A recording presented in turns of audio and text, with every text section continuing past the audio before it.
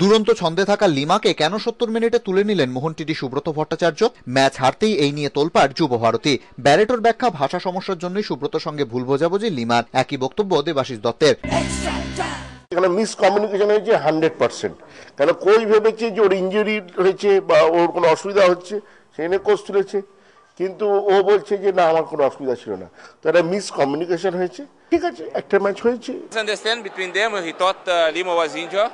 Lima come out and because of language problem they had discussion. কিন্তু সত্যিই কি তাই?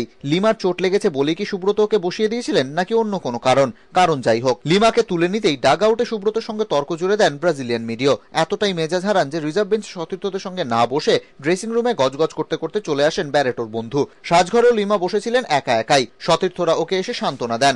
মেজাজ হারান সুব্রত।